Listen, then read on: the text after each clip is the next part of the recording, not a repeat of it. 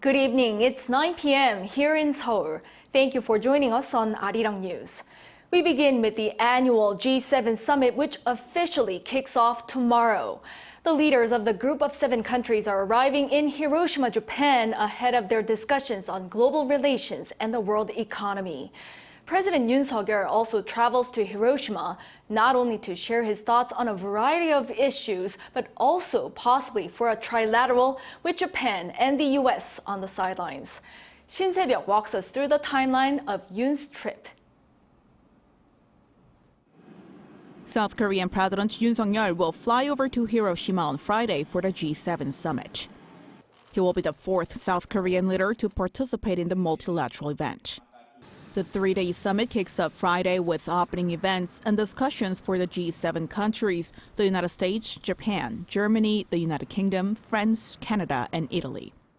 The total of 9 sessions will start on Friday with a discussion about the global economy over a working lunch, and in the afternoon, Russia's invasion of Ukraine, with Ukrainian President Volodymyr Zelensky joining virtually. Indo-Pacific-related issues, most likely centered around Chinese issues, along with nuclear disarmament, are also expected over a working dinner. On Saturday, economic security talks in the morning will be followed by expanded sessions with 8 invited countries, including South Korea, India, and Australia. The talks will cover 2 themes: food, public health, development, and gender, and climate change and energy security, where Yoon is to share his views on. On the final day, an event for invited leaders and a session on peace, stability, and prosperity will precede the closing ceremony. President Yoon will be returning to Seoul on Sunday. Meanwhile, during the 3-day summit, Yoon is set to have one-on-one meetings with 6 government leaders.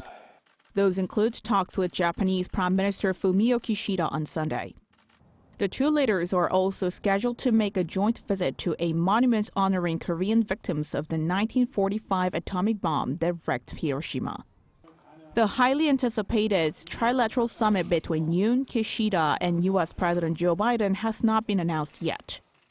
However, U.S. National Security Advisor Jake Sullivan on Wednesday said the 3 leaders are eager to meet and that it's a matter of scheduling, while mentioning Biden has a packed schedule. Shin Se-byuck, 아리랑뉴스.